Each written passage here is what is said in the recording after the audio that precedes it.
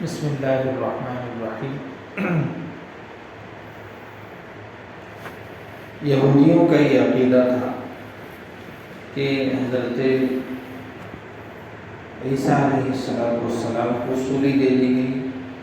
اور وہ یہاں پر موت کے گھاٹ اتارے گئے، پھر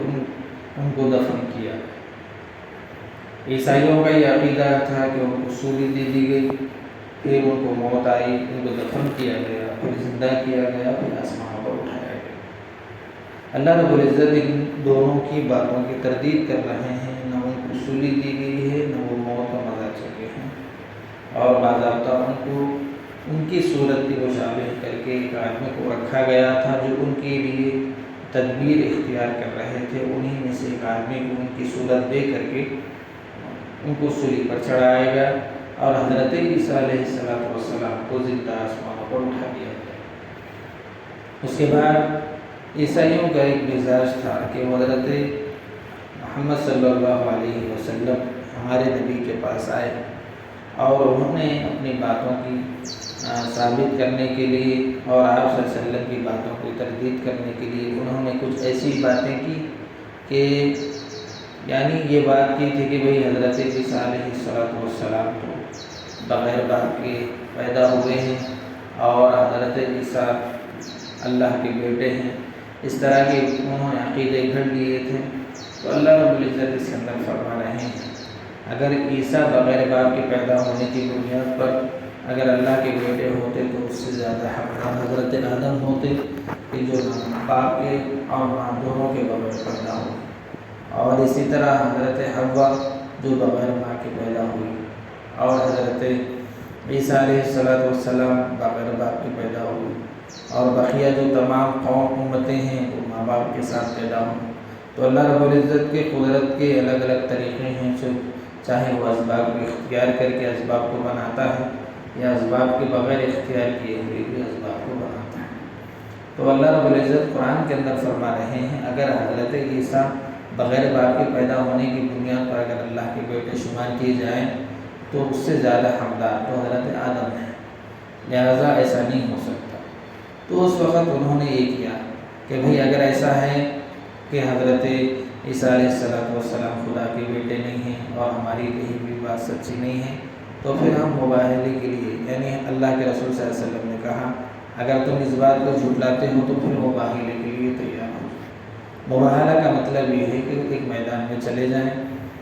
اس کے اندر اللہ کے رسول صلی اللہ علیہ وسلم، حضرت فاطمہ، حضرت حسن و حسین، حضرت علی رضی اللہ تعالیٰ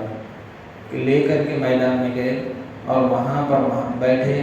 اور ان کو عیسائیوں کو دعوت دی اور کہا کہ آؤ اور ہم یہ دونوں عہد کر لیں، آپس میں بات کر لیں کہ دونوں میں سے آپس میں جو غلط ہے ان کے اوپر اللہ کی لعنت اور پھٹکار ہو۔ تو اس کے اندر جو پوپ اور پادری تھا عیسائیوں کے پاس جو مشورہ ان کے درمیان چل رہا تھا، اس نے کہا کہ جس نے بھی نبی کے ساتھ اس طرح کا مباہلہ کیا ہے وہ قوم برباد ہوئی ہے۔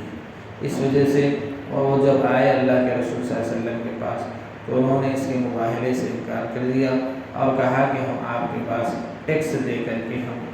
ہم آپ کی ماتحتی میں رہنا قبول کریں گے۔ اس کے بعد اللہ رب العزت فرما رہے ہیں آگے کہ نرمی سے یہ بات بیان کی